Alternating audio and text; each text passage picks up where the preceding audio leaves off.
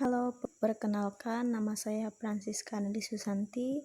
Di sini saya ingin menjelaskan tentang cara bercocok tanam adat istiadat Dayak Salako.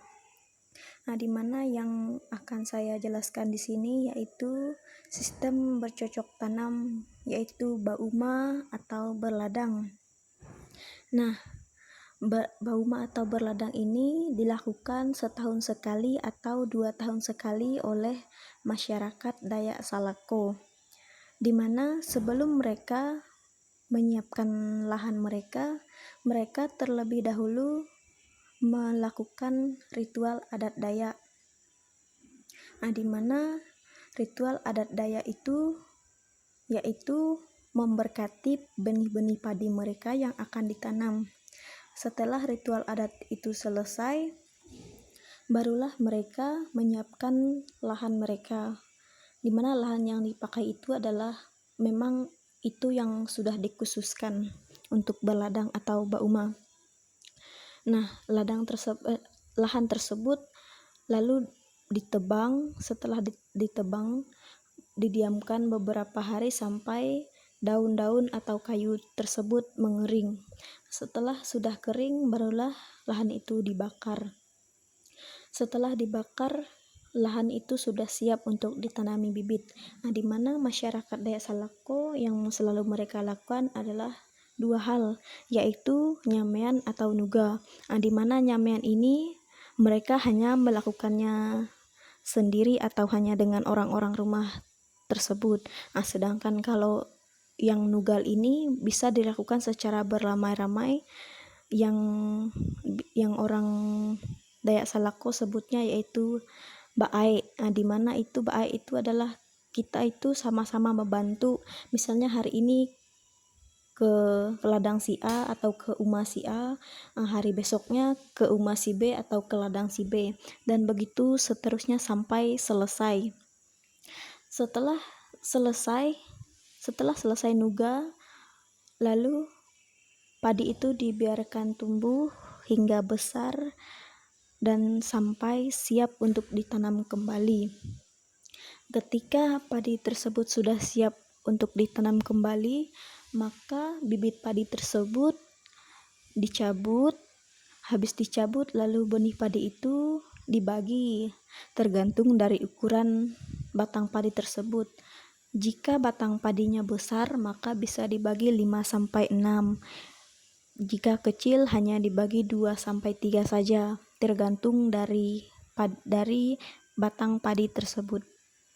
Setelah itu, padi tersebut sudah siap untuk ditanam di lahan yang masih kosong, yaitu namanya itu adalah batandur. Setelah batandur, padi itu dibiarkan tumbuh sampai besar, dan sesudah besar padi itu mulai dipupuk dan dirumput. Ketika sudah mulai dewasa, padi tersebut sudah mulai mengandung, atau dalam bahasa Dayaknya itu adalah babuntik. Di mana pada saat itu padi sedang mengandung, dan setelah beberapa hari lamanya padi itu akan keluar dari batang padi tersebut, akan mengeluarkan benih-benih padi serta bunga padi.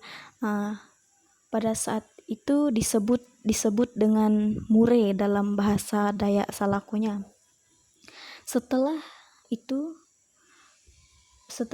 semua padi tersebut mure, maka ada lagi ritual adat yang dilaksanakan, yaitu munuh manok kauma, atau dalam bahasa Dayaknya itu adalah potong ayam di ladang. Potong ayam di ladang itu atau munuh kauma itu dengan alat-alat, dengan bahan-bahan yang disediakan, yaitu seperti kue cucur, bontong, lemang, dan ayam. Ayam itu untuk dimunuh di ladang tersebut. Setelah adat istiadat itu selesai, maka ladang itu dibiarkan selama sehari tidak dikunjungi, karena itu memang sudah tradisinya. Setelah hari besoknya, setelah tidak dikunjungi, hari besoknya baru boleh lagi pergi ke ladang. Dan setelah padi tersebut tadi mure, padi tersebut dibiarkan tumbuh sampai benih-benih padi tersebut, buah-buah padi tersebut sudah mengeras. Dan ketika sudah mulai mengeras dan padi tersebut sudah hampir masak, ketika padi tersebut sudah mulai menguning atau isinya sudah mulai mengeras, itu tandanya padi tersebut sudah hampir siap untuk dipanen. Setelah semua padi tersebut sudah masak atau sudah siap dipanen, maka akan diadakan lagi ritual adat, yaitu tahun baru padi. Di mana tahun baru padi ini adalah sebagai ucapan syukur karena mereka akan memulai panen ladang mereka atau umah mereka. Di mana sebelum adanya tahun baru padi ini, masyarakat Dayak Salako tidak boleh memanen padi mereka dan membawa padi mereka ke rumah, karena itu sudah aturan dari nenek moyang. Setelah dilakukan ritual tahun baru padi, barulah mereka bisa memanen padi mereka dan membawa padi mereka ke rumah. Pada tahun baru padi itu juga yang disiapkan itu adalah bontong juga, poe atau lemang, cucur atau tumpi, dan ayam. Itulah adat istiadat yang dilaksanakan pada saat tahun baru padi.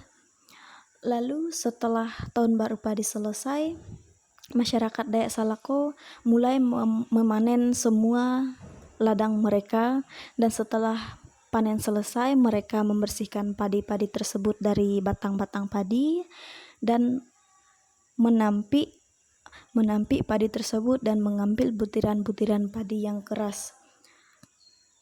Setelah semuanya selesai, proses-proses pembersihan padi selesai, maka ada lagi ritual adat yang terakhir, yaitu yang disebut dengan ngabayan.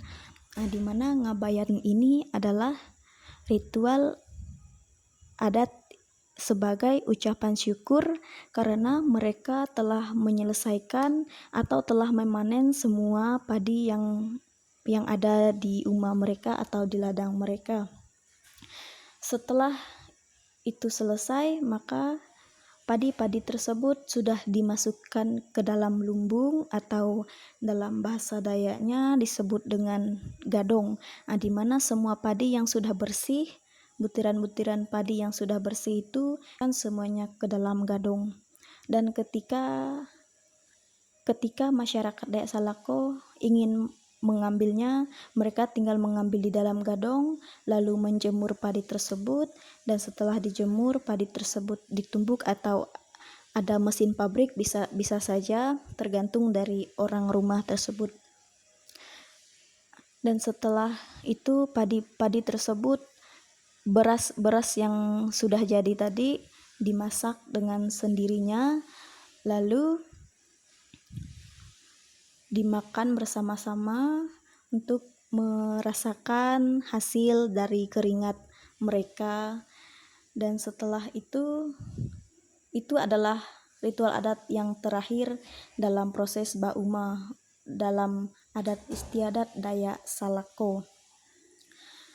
Jadi itu tadi adalah penjelasan yang saya sampaikan. Kurang lebihnya saya mohon maaf. Dan pada kesempatan kali ini saya ingin menyampaikan bahwa setiap adat istiadat orang pasti berbeda-beda dari segi ritual, baik pun dari segi cara menanam. Jadi itulah yang membedakan dari setiap adat istiadat yang ada, baik itu Dayak Baahe, Badamea, Bakati, dan lain sebagainya. Jadi sekian penjelasan yang dapat saya sampaikan. Kurang lebihnya saya mohon maaf. Saya ucapkan terima kasih dan sampai berjumpa kembali di lain waktu. Dadah.